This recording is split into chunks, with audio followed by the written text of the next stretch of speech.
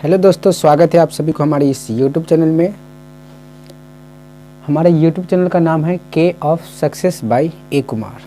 तो अगर अभी तक आपने इस चैनल को सब्सक्राइब नहीं किए हैं तो सब्सक्राइब कर लीजिए और बेल आइकन को ऑल पे सेट कर लीजिए ताकि हम फिर जो नए वीडियो बनाए वो आप तक पहुंच जाएगा। तो आज की इस वीडियो में हम पढ़ाएंगे एनसीईआरटी क्लास 10th के जो बिहार बोर्ड के छात्र लोग हैं, जय प्रक्रम, ठीक है, बायोलॉजी का चैप्टर है ये। अगर एनसीईआरटी में आप देखेंगे तो आपको ये 6 नंबर पे आपको ये मिल जाएगा, ठीक है। इसमें आप देखेंगे जय प्रक्रम। तो सबसे पहले हम इस चैप्टर में कौन कौन से टॉपिक है शॉर्ट में बता देते हैं, उसमें क्या सब आपको पढ़ना है वो बता देते हैं, फिर अपना शुरू से स्टार्ट करके डिटेल में पढ़ेंगे, ठीक है। तो सबसे पहले इसमें आपको है चैप्टर का नाम जय प्रक्रम। तो अगर आप समझेंगे कि जय प्रक्रम क्या होती है तो इसमें सबसे पहले आपको देखना होगा, जब मतलब यहाँ पे बात किया जा रहा है सजीव, ठीक है। तो सजीवों में जो भी प्रक्रम होता है, मतलब कि हम लोग में ऊर्जा के संचरण, ऊर्जा की लिए हम लोग जो भी प्रक्रिया सारा दिन करते हैं वही क्या है, जय प्रक्रम है। हम अभी आपको डिटेल में पढ़ाएंगे, पहले आप देख लीजिए। अगर आप डिटेल में देखेंगे, अगर आप चलिए हम आपको एक उदाहरण देकर समझाते हैं।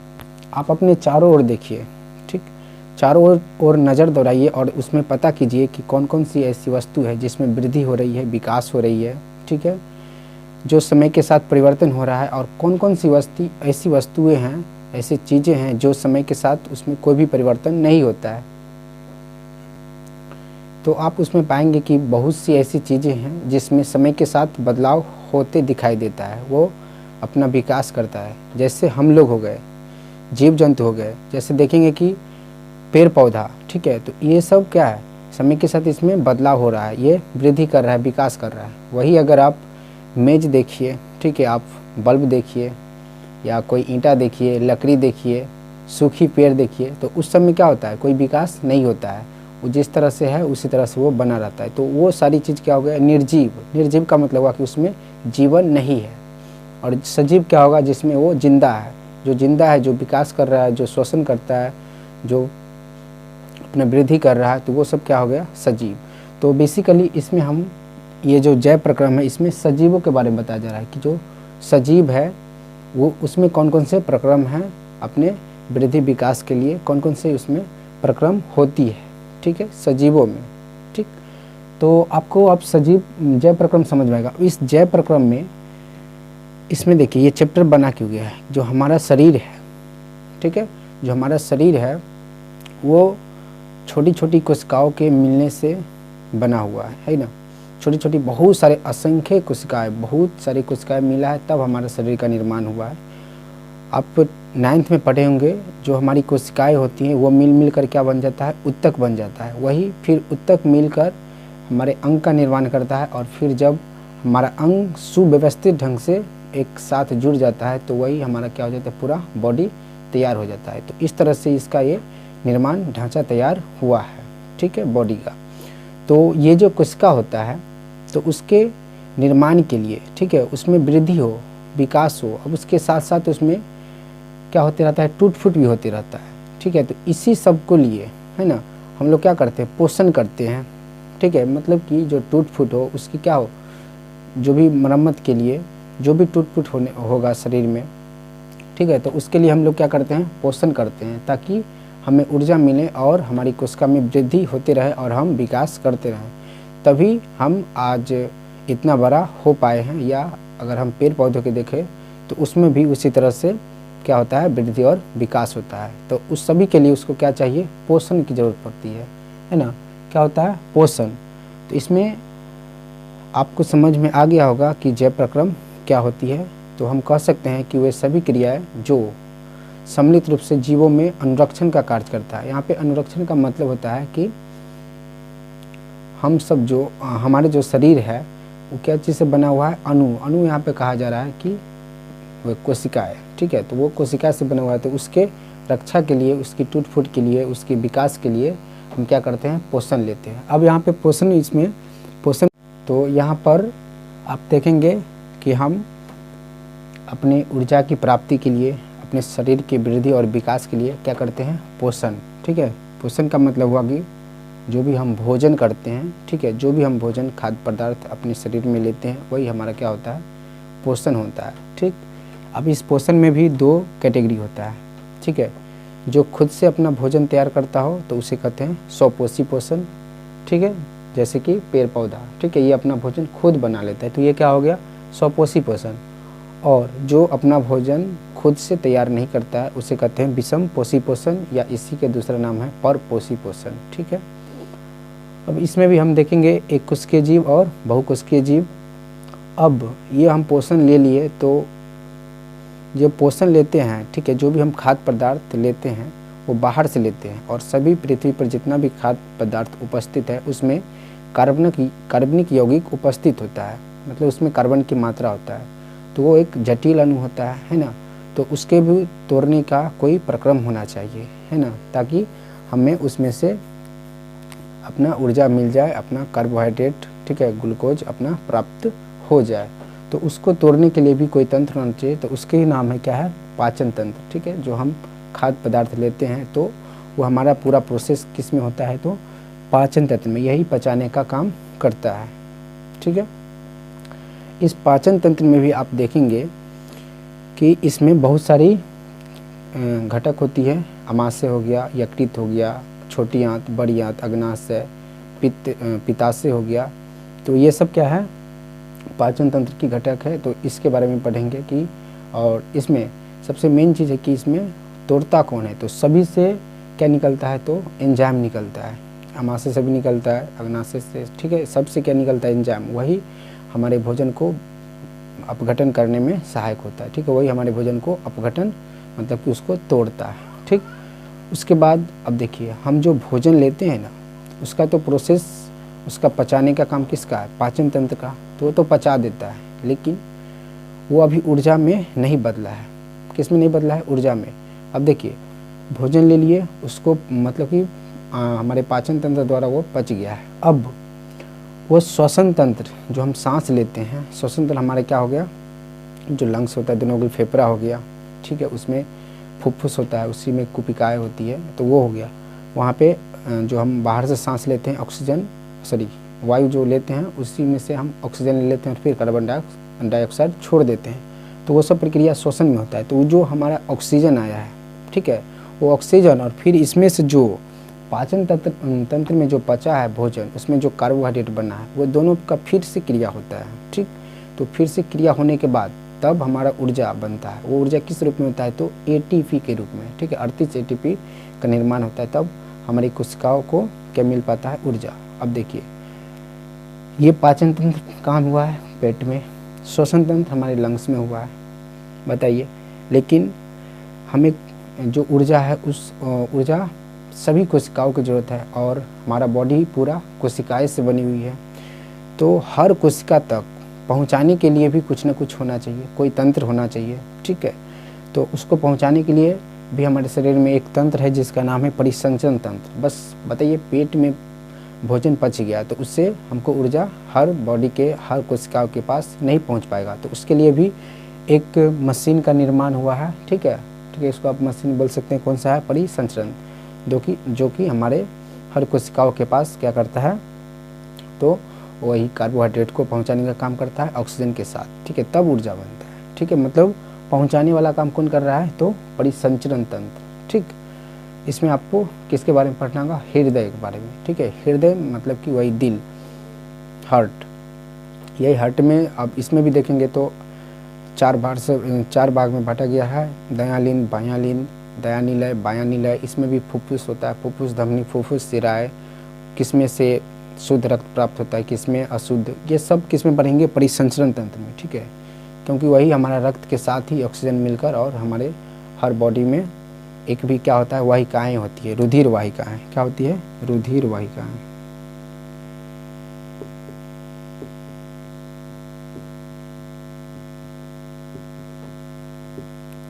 यही रुधिर वाहिकाएँ हमारी पूरी कोशिका के साथ, ठीक है, बिछा होता है, पूरी बॉडी में बिछा होता है रुधिर वाहिकाएँ। इसी के साथ क्या होता है, हमारा ब्लड गमन करता है और हमारे शरीर को, हमारे बॉडी में क्या मिलता है, ऊर्जा मिलता है। अब ध्यान दीजिए कि हम भोजन भी कर लिए, सांस भी ले लिए, हमको ऊर्जा भी मिल गया। लेकिन यहाँ पे जो हम भोजन करते हैं उसमें बहुत से ऐसी पदार्थ भी उपस्थित होता है जो कि हमारे बॉडी के लिए आवश्यक नहीं हो, ठीक है, मतलब कि वो खराब चीज़। तो यहाँ पे रासायनिक प्रक्रिया जो होती है, जो हमारा भोजन बनता है उस टाइम उसमें कुछ अपशिष्ट पदार्थ भी बचता है, ठीक है, तो उसको भी निकालना हमारे बॉडी से ज़रूरी है, क्योंकि वो विषैले होते हैं, वो हमारे शरीर के लिए हानिकारक होते हैं। तो उसके लिए भी एक तंत्र का निर्माण हुआ है, ठीक है, जिसका नाम है उत्सर्जन तंत्र, ठीक है। इसी उत्सर्जन तंत्र जो में क्या होता है, ब्रिकाणु, ठीक है, ब्रिकाणु में क्या होता है, मेरा जो हम लोग यूरिन निकालते हैं बाहर, पेशाब, वो ब्रिकाणु में ही क्या होता है, इसका ये छानना होता है, ठीक है, इसको ब्रिकाणु में ही से छाना जाता है, ठीक है। तो उत्सर्जन तंत्र हो गया, इस किसके लिए है, तो हमारे शरीर से जो भी यूरिया, जो भी अपशिष्ट पदार्थ बन रहा है हमारे शरीर में, उसको बाहर निकालने के लिए। और हम लोग रोज़ अपने शरीर से अपशिष्ट पदार्थ को बाहर निकालते हैं, ठीक। तो इतना चीज़ पढ़ना है आपको ये जीव में, ठीक है, कि किस तरह से। तो यही सब क्या है, हमारा जैव प्रक्रम है। ये जितना है ना, ये सब क्या है, हमारा जैव प्रक्रम, इसी को कहा जाता है। इसलिए कहा गया है कि वह सभी क्रियाएं जो सम्मिलित रूप से जीवों में अनुरक्षण का काम करे। तो ये सब हम किस लिए है, मेरा शरीर के विकास के लिए, वृद्धि के लिए, तो अनुरक्षण कर रहा है ना, तो यही क्या है, हमारा जैव प्रक्रम है। अब उस तरह से देखेंगे पौधों में, तो ये तो हो गया मनुष्य में किस तरह से पोषण का मतलब भोजन बनता है और किस तरह से ऊर्जा का निर्माण होता है। उस तरह से हमारा क्या होता है, पौधा, ठीक है। तो पौधा में आप देखेंगे ये अपना भोजन प्रकाश संश्लेषण द्वारा बनाता है, ठीक है। और प्रकाश संश्लेषण की जो प्रक्रिया होती है इसके पत्ती में होता है। कहाँ पे होता है, इसके पत्ती में, ठीक है। अभी हम डिटेल में इसको पढ़ाएंगे, अब बस आप समझ लीजिए कहाँ पे होती है, पत्ती में। उसमें भी क्या होता है, क्लोरोफिल होता है, उसके लिए इसको प्रकाश की ज़रूरत होती है, ठीक है। ये अपने यहाँ पे जल लेता है, CO2 गैस ले लेगा और क्लोरोफिल इसके पत्ती में उपस्थित होता है, और जैसे ही सूर्य का प्रकाश इसके पत्ती पे आता है ये अपना भोजन बनाना तैयार कर लेता है। तो हम प्रकाश संश्लेषण को भी डिटेल में पढ़ेंगे, ठीक है। अब ये जो इसका भी यहाँ भोजन कहाँ, पत्ती में तैयार हो गया, लेकिन इसको भी हर भाग में भोजन चाहिए, है कि नहीं। पूरे तना जो है, पूरे तना में जड़ से लेकर पूरा छिप तक, ठीक है, इसको भी क्या चाहिए, भोजन हर जगह चाहिए, है कि ना। तो इसमें भी पहुंचाने के लिए क्या होता है, पादप में भी परिवहन तंत्र एक बिछा होता है, ठीक है। पादप मतलब पौधों में भी ऐसा बहुत सारे ऊतक का निर्माण हुआ है जो इसको क्या करता है, इसके ये जो बना कार्बोहाइड्रेट उसको पहुंचाने का काम करता है, ठीक है। जैसे इसमें अगर आप देखेंगे तो इसमें एक जाइलम होता है, ठीक है। जाइलम ऊतक में क्या होता है, वही जड़ से नीचे से जल लेता है और वो पूरे हर भाग में जहाँ जहाँ इसका टहनी है, पत्ती है, वहाँ तक जाइलम द्वारा जल पहुँचाया जाता है। उसी तरह से खाद्य पदार्थों को भी फ्लोएम द्वारा, ठीक है, संवहन ऊतक के फ्लोएम द्वारा खाद्य पदार्थों को पौधों में पहुँचाया जाता है। अब इसमें भी देखेंगे पेड़ पौधा में भी कुछ ना कुछ पदार्थ बच जाता है तो उत्सर्जन होता है। आप देखेंगे पेड़ पौधा में बहुत सारे उसके देखेंगे पेड़ पौधा के तना में तो कुछ ना कुछ निकला रहता है, बाहर निकला रहता है, ठीक है। जैसे आम के पेड़ में देखेंगे कुछ में भी उसमें क्या उत्सर्जन के रूप में कुछ ना कुछ चीज़ होती है। तो इस पादपों में भी उत्सर्जन देखेंगे। अब क्या क्या उत्सर्जन होता है ये सब हम जब डिटेल में पढ़ेंगे इसमें तो होगा। तो अभी भी हम आपको बता दिए हैं कि इस जैव प्रक्रम चैप्टर में आपको क्या सब पढ़ना है और किस ढंग से पढ़ना है, ठीक है। तो चलिए सबसे पहले हम आप स्टार्ट करते हैं स्वपोषी पोषण, ठीक है। मतलब कि पेड़ पौधा में जो भी पोषण होता है, जो भी खाद्य पदार्थ लेता है, किस तरह से लेता है वो हम देखेंगे। सबसे पहला टॉपिक क्या है, स्वपोषी पोषण। चलिए हम यहाँ पे लिख लेते हैं और इसको इधर वाला मिटाते हैं। तो अब हम स्वपोषी पोषण स्टार्ट करेंगे कि स्वपोषी पोषण क्या है और इसमें क्या होती है, कैसे होती है। फिर से हम आपको एक रिमेंबर के लिए, याद करने के लिए बता देता हूँ। सबसे पहले आप क्या पढ़े, जैव प्रक्रम। जैव प्रक्रम क्या है, तो वह सभी प्रक्रिया जो सजीवों में अनुरक्षण का कार्य करता है उसे क्या कहते हैं, जैव प्रक्रम। अब हमें अनुरक्षण करने के लिए पोषण चाहिए, ठीक है, मतलब कि हमें पोषक तत्व चाहिए। तो वही पोषक तत्व किस तरह से हमारे शरीर के अंदर या पेड़ पौधों में किस तरह से वो प्रोसेस होता है, किस तरह से वो अपना भोजन तैयार करता है, उसके बारे में पढ़ेंगे। तो पहला आता है क्या, स्वपोषी पोषण, ठीक। स्वपोषी पोषण में सभी हरे पेड़ पौधे आ जाते हैं, ठीक।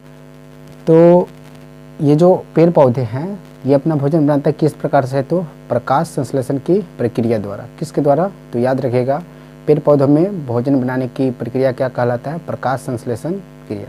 ठीक है, तो यहाँ पे देखिएगा कि जो प्रकाश संश्लेषण होती है वो क्या होता है उसमें, वो कहाँ पे होती है, तो पत्ती में होता है। तो सबसे पहले आप देख लीजिए कि इनमें क्या क्या लेता है, कार्बन तथा ऊर्जा की आवश्यकता प्रकाश संश्लेषण द्वारा पूरी होती है। जो पेड़ पौधा होता है उससे अगर ऊर्जा चाहिए तो वो क्या लेगा, अपने नीचे से मतलब जड़ से कार्बन लेगा, ठीक है, फिर पूरे वायुमंडल से CO2 गैस लेगा, फिर प्रकाश लेगा, उसके पत्ती में क्लोरोफिल होता है, इस द्वारा से वो अपना भोजन तैयार करता है। तो ठीक है, क्या क्या लेता है, कार्बन तथा ऊर्जा की आवश्यकता के लिए क्या करता है, वो अपना कौन सा प्रक्रिया अपनाता है, प्रकाश संश्लेषण की। ठीक है, हम लोग प्रकाश संश्लेषण नहीं करते हैं, हम लोगों का पाचन तंत्र है बना हुआ, वो उसके लिए पाचन तंत्र कौन सा हो गया, तो उसका पत्ती में जो होने वाली ये क्रिया है यही इसका पाचन तंत्र है।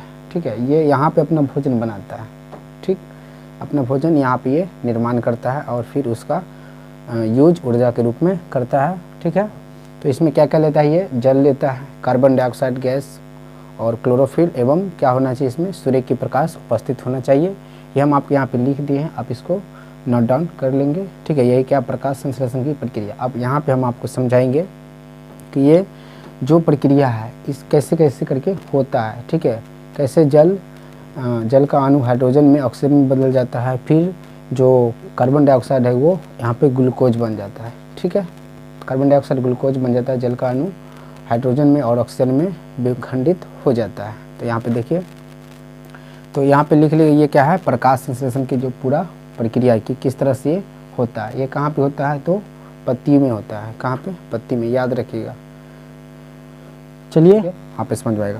तो यहाँ पे क्लोरोफिल द्वारा प्रकाश ऊर्जा को अवशोषित करना, ये जो क्लोरोफिल है यही क्या करता है, प्रकाश की ऊर्जा को अवशोषित कर लेता है। ठीक है, वो किस में होता है, तो पत्ती में, याद रखिए पत्ती में छिद्र होता है, उसके द्वारा ये सब प्रक्रिया होती है।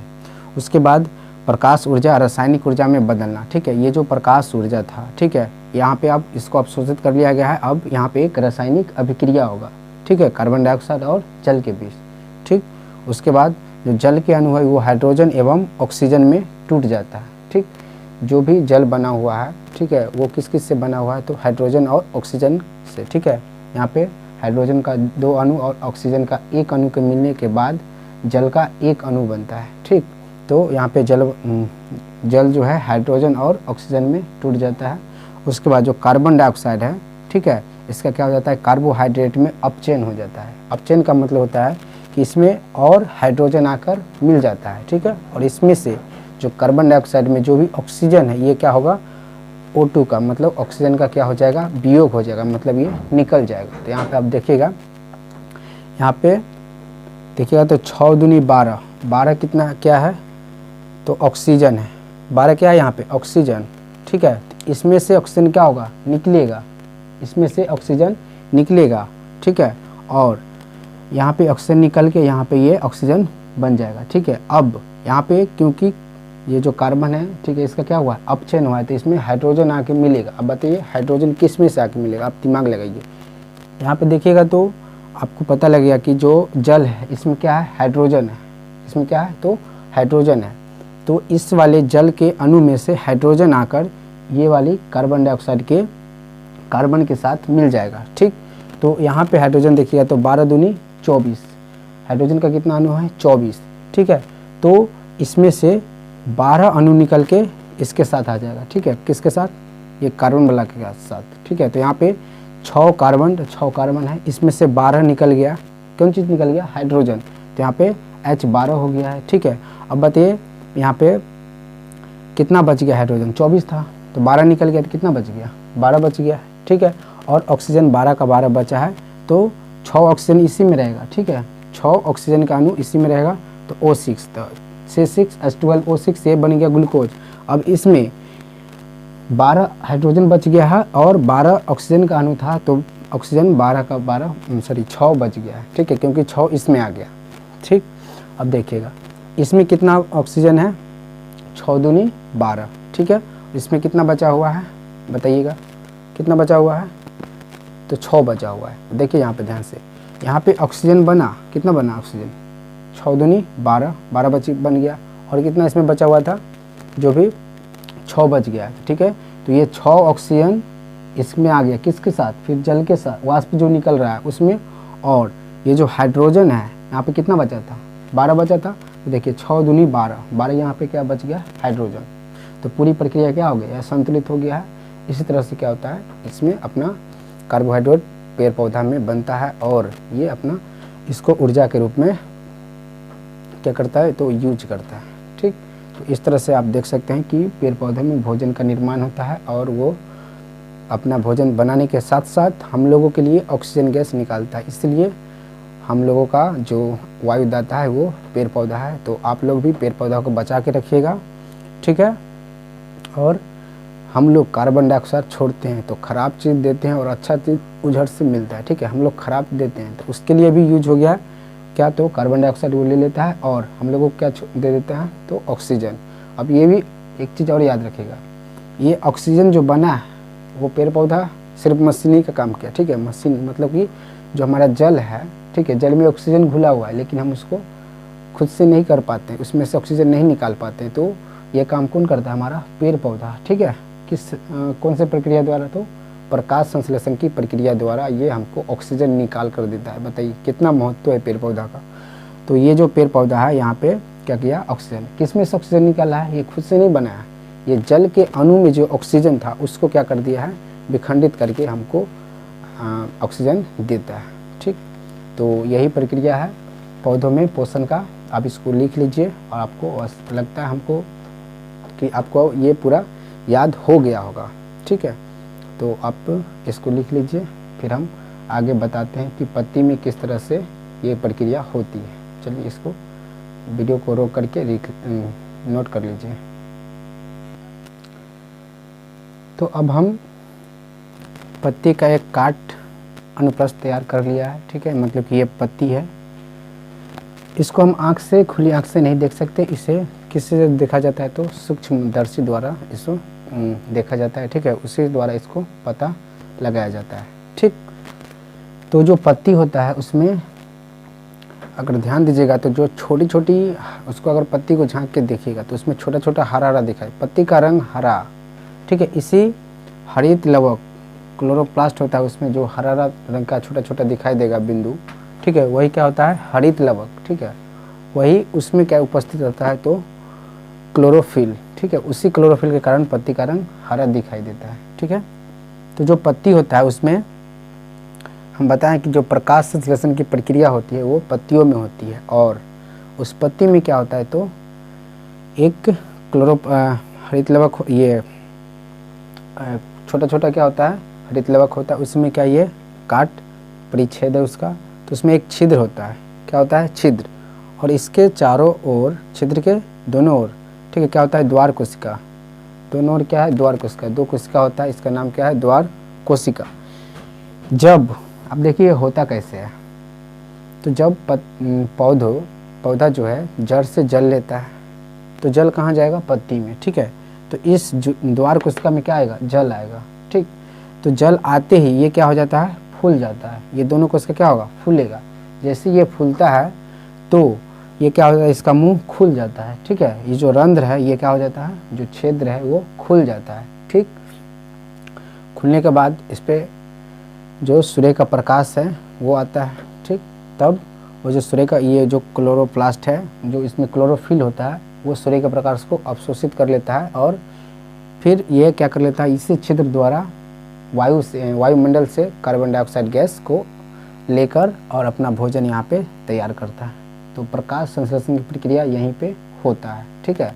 क्वेश्चन रहेगा कि सूर्य की प्रकाश की अनुपस्थिति में प्रकाश संश्लेषण की प्रक्रिया होगी, तो क्या होगा, आंसर नहीं होगी। अगर सूर्य का प्रकाश नहीं होगा तो प्रकाश संश्लेषण की प्रक्रिया नहीं होगी, ठीक है, क्योंकि ये छिद्र क्या होगा, बंद होगा उस टाइम। तो प्रकाश संश्लेषण की प्रक्रिया मतलब कि वहाँ पे भोजन बनने का जो प्रक्रिया है वो नहीं होगा, ठीक है। और क्वेश्चन रहेगा कि छिद्र को बंद करने या खोलने का काम कौन करता है, तो किसका काम होता है, द्वार कोशिका को। यहाँ पे हम सब बात लिख दी है, आप पढ़ सकते हैं। गैसों का आदान प्रदान अधिकांशतः इन्हीं छिद्रों से होता है। जो गैस होता है उसका आदान प्रदान किससे होता है, गैस CO2 आया, ऑक्सीजन इसी से निकलेगा, आएगा, ठीक है। इसी से क्या होगा, जल वाष्प निकलेगा, ठीक है। फिर इसी से क्या होगा, गैस का आदान प्रदान। लेकिन कुछ हिस्सा क्या होता है, इसके तना जड़ से भी होता है, याद रखिएगा, ठीक है। पूरी तरह से यहीं से नहीं होता है, कुछ हिस्सा इनके तने और जड़ से भी गैसों का आदान प्रदान होता है। उसके बाद जब प्रकाश संश्लेषण की प्रक्रिया नहीं होती है तो ये छिद्र बंद हो जाता है ताकि जल का हानि न हो। ये द्वार कोशिका द्वारा संपन्न होती है, ठीक है। हम अभी बता चुके हैं कि जब प्रकाश संश्लेषण की प्रक्रिया नहीं होगी तो ये छिद्र क्या हो जाएगा, बंद हो जाएगा। बंद क्यों हो गया, नहीं तो इससे सब जल जड़ से लिया जाएगा और बाहर निकलते जाएगा, तो फिर पेड़ पौधों को हानि पहुँचेगी। इसलिए यहाँ पे क्या हो जाता है, ये छिद्र बंद हो जाता है, ठीक है।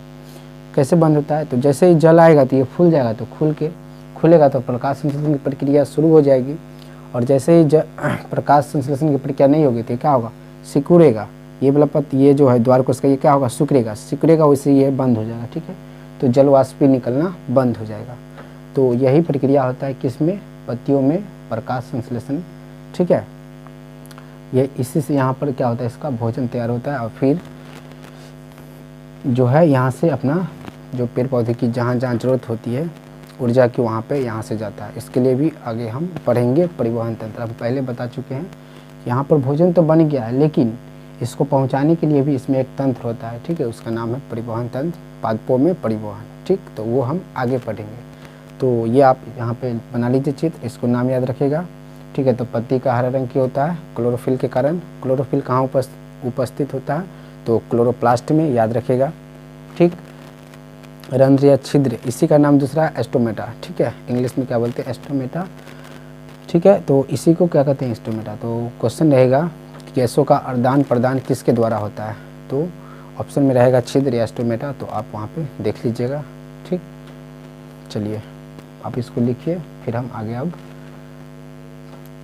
आप जीवों में, ठीक है, जो परपोषी जीव है, जो हम लोग मनुष्य है, उसमें किस तरह से पोषण होता है वो देखेंगे। ये किसका था, पादपों में, ठीक है। ये पादपों में पोषण की पूरे प्रक्रिया थी। अब हम जो मनुष्य होता है उसमें, और जो एक कोशिकीय जीव होता है जैसे अमीमा हो गया, पैरामीशियम हो गया, उसमें कैसे होता है उसके बारे में पढ़ेंगे। ये इसके लास्ट में है, जो परिवहन तंत्र है वो हम लास्ट में बताएंगे सब। इससे पहले हम अब मनुष्य में जो पोषण की प्रक्रिया है वो किस तरह से संपन्न होती है उसके बारे में पढ़ेंगे। चलिए इसको आप लिख लीजिए। इसके लिए हम आपको एक नेक्स्ट वीडियो आएगा जिसमें हम मनुष्य में, या कह सकते हैं कि विषमपोषी पोषण, ठीक है, जो मनुष्य में उसी पाचन की प्रक्रिया कैसे संपन्न होती है वो बताएंगे। चलिए इसको आप नोट डाउन कर लीजिए, और आपको इसमें से जो भी क्वेश्चन बनता है आप उसको याद रखिएगा, हम बता भी चुके हैं, ठीक। अब आप बताइए कि ये आपको समझ में आ गया होगा, ठीक है, और कैसा लगा वीडियो ये आप ज़रूर कमेंट करके बताइएगा। और अगर आप पहली बार चैनल पे आए हैं तो चैनल को सब्सक्राइब करके बेल आइकन को दबाकर, ठीक है, ऑल पे सेट कर लीजिएगा, ताकि हम जो भी नई वीडियो बनाएंगे वो आप तक पहुँचे रहेगा। हम इस पूरा अध्याय को बहुत जल्दी पूरा शॉर्ट वीडियो में आपको हम पहुँचाते रहेंगे, ठीक है। ये पादप में हो गया, तो आप कमेंट करके बताइएगा। अगर इसमें कुछ भी कोई भी कन्फ्यूजन हो, ठीक है, तो आप कमेंट कीजिएगा, हम उसका पूरा कोशिश करेंगे कि उसका जवाब आपको मिल जाए, ठीक है। तो चलिए मिलते हैं नेक्स्ट वीडियो में इसी के साथ। जय हिंद।